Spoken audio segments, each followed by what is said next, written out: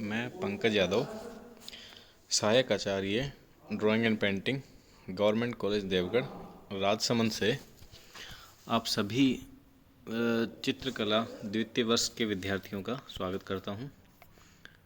आज का जो विषय है हमारा वह है मुग़ल चित्रशैली। इससे पहले हमने जो चैप्टर पढ़ा था वह जैन शैली के बारे में था और उस चैप्टर से हमने शुरुआत की थी लघु चित्रों की। लघु चित्र आकार में छोटे होते हैं, इसलिए उन्हें लघु कहा जाता है। उसके पीछे कारण मैंने पहले स्पष्ट कर दिया था कि पहले जो कागज़ था या जो कपड़ा था उसका आकार प्रकार छोटा होता था, साधन सीमित थे, उन सीमित साधनों से ही चित्र बनाना पड़ता था, इसलिए इन चित्रों का आकार छोटा बनता था और ये एक परंपरा सी बन गई और यह परंपरा चित्रों की यह परंपरा लघु चित्रण शैली कहलाई। तो मुग़ल चित्र शैली जो है इसका तो एक उदाहरण आपके सामने चित्र है। यह मुग़ल नाम से ही पता चल जाता है कि यह मुग़ल शासकों की देन है। जब भारत में मुग़ल शासक आए, मुग़ल साम्राज्य स्थापित हुआ, तो उनके साथ साथ यह चित्र शैली भी भारत में आई। पहले तो आप इस चित्र को भली भांति देख लें कि रंग किस प्रकार से इन्होंने चटक रंग इस्तेमाल किए हुए हैं।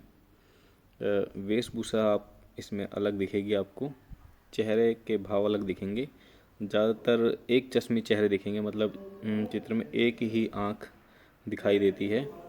इसके अलावा चित्र में अलंकरण आपको ज़्यादा दिखाई देंगे। कपड़ों में डिजाइन होगी, नीचे जो कालीन बिछा हुआ है कालीन में डिजाइन होगी, यह सब इसमें ज़्यादा होता था। और आगे जैसे जैसे बढ़ेंगे मैं इसकी विशेषताओं के बारे में आपको बताता रहूँगा।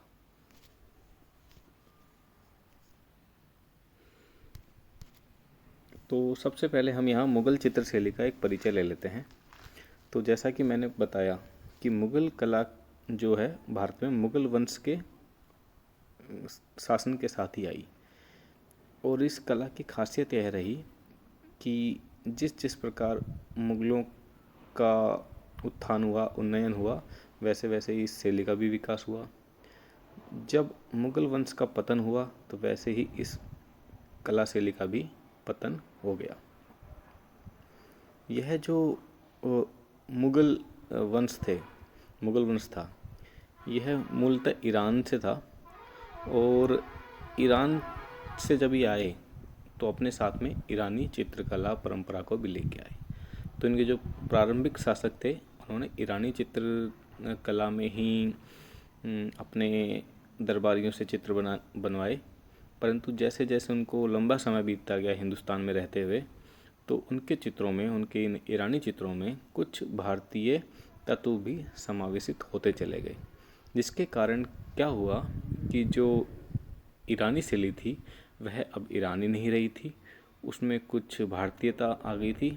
इस कारण से यह एक अलग प्रकार की शैली बनी और इसके चित्रों को अलग तरह से पहचाना जा सकता है या दूर से ही पहचाना जा सकता है। और चूंकि यह मुग़ल शासकों के समय पल्लवित हुई, इसलिए इसका नाम मुग़ल शैली रख दिया गया। तो चूंकि यह मैंने यहाँ बताया है मुग़ल कला मुग़ल शासकों द्वारा प्रोत्साहित एक कला थी। इस चित्र शैली की शुरुआत बाबर के भारत आगमन के साथ ही हो गई थी, जो ईरानी कला का बड़ा प्रशंसक था। इन मुग़ल शासकों में एक विशेषता देखने को मिलती है कि ये मुग़ल शासक कला एवं संस्कृति के प्रति काफ़ी लगाव रखते थे, चाहे वह स्थापत्य कला हो, चाहे वह चित्रकला हो या ग्रंथ लिखने की कला हो, कुछ भी हो, ये उसमें रुचि रखते थे और इसके कारण इन्होंने चित्रकला को संरक्षण दिया।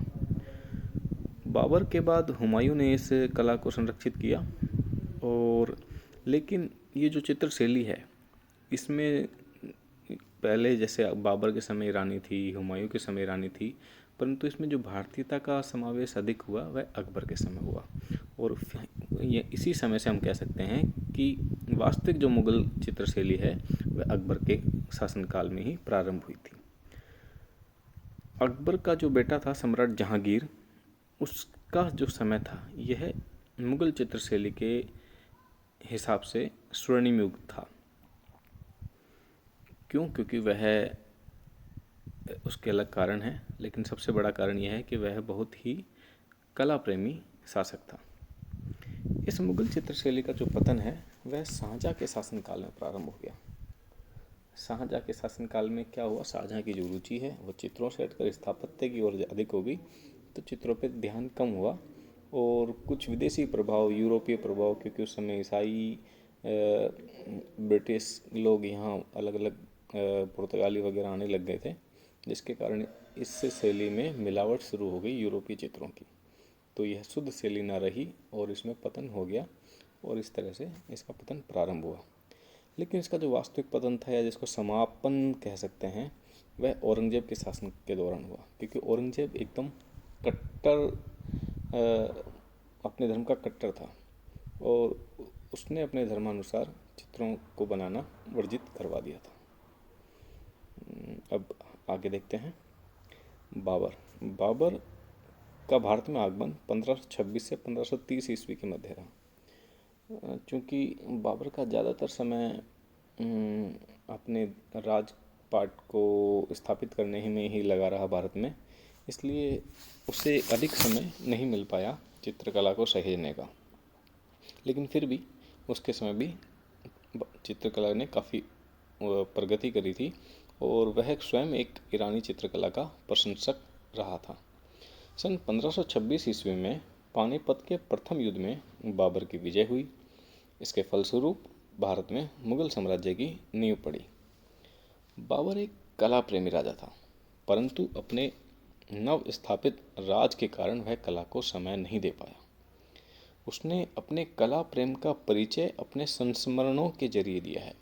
उसने संस्मरण लिखे हैं, उसने जो किताबें उसके बारे में लिखी हैं उसमें उसने बताया है कि जो फारसी चित्रशैली था है और उसका जो चित्रकार बेहजाद है, उसके चित्रों के बारे में उसने बहुत बारीकी से विश्लेषण किया है और उसने यहाँ तक बता दिया है कि जो बेहजाद है वह एक कुशल चित्रकार था और वह जिन चेहरों में मतलब दाढ़ी नहीं होती थी, ऐसे चेहरे को चित्रित करने में उसे दिक्कत होती थी। मतलब समीक्षा कर सकता था, चित्रों की भावना को समझ सकता था।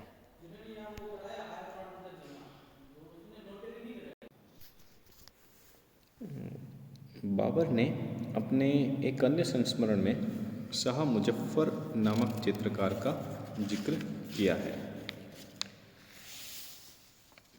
बाबर ने उस चित्रकार के बारे में कहा है कि वह एक अच्छा चित्रकार था और सादृश्य जो चित्र में एक तत्व होता है उसे बनाने में वह बहुत निपुण था। इसी प्रकार बाबर ने और भी कई अपने चित्रों के रुझान को अपने संस्मरणों में बार बार उल्लेखित किया है। बाबर के बाद उसका बेटा हुमायूं, उसकी मृत्यु के बाद बड़ा बेटा हुमायूं ने उसकी सत्ता संभाली,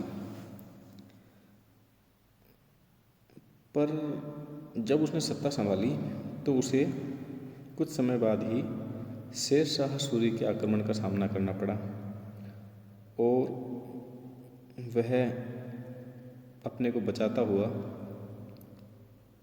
लाहौर से होता हुआ अमरकोट की ओर पहुंचा। वहाँ से वह ईरान के सफ़ी वंश के तत्कालीन शासक शाह तहमास्प के पास पहुंचा और उस राजा ने उसे अपनी सेना दी ताकि वह अपना खोया हुआ साम्राज्य वापस प्राप्त कर सके। इसी दौरान क्या हुआ, जब 1544 में जब वह काबुल से लौट रहा था तो तरबेज नाम के नगर में दो ईरानी चित्रकार मीर सैयद अली तथा अब्दुस्मद सिराजी उससे मिले और हुमायूं ने उन दोनों चित्रकारों को अपने दरबार में आमंत्रित किया, परंतु उस समय तो वे नहीं आए। बाद में उन्होंने इसको ज्वाइन किया, उसके दरबार में दरबारी चित्रकार बने और इन्हीं दोनों चित्रकारों ने हुमायूं के पुत्र बालक अकबर को भी चित्रकला की शिक्षा दी। हुमायूं ने स्वयं भी शिक्षा ली।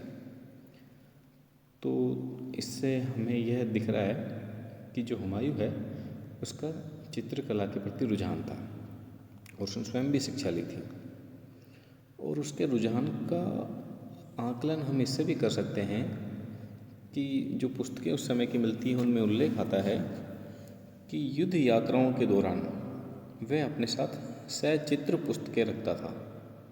सचित्र पुस्तकें मतलब किताबें जिनमें चित्र होते थे, और जब वह उसे कुछ समय मिलता था, अवकाश मिलता था, तो वह उन चित्रों को देखकर अपना कला की जो अभिरुचि है उसे शांत करता था।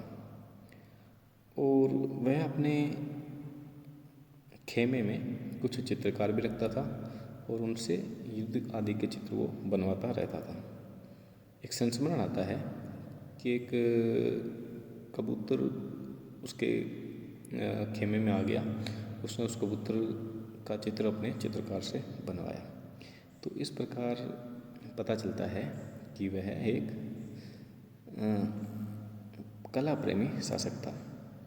उसी के समय, हुमायूं के समय ही मुग़ल कला का सबसे प्रसिद्ध चित्रित ग्रंथ हमजानामा के चित्रण की भी शुरुआत हुई थी।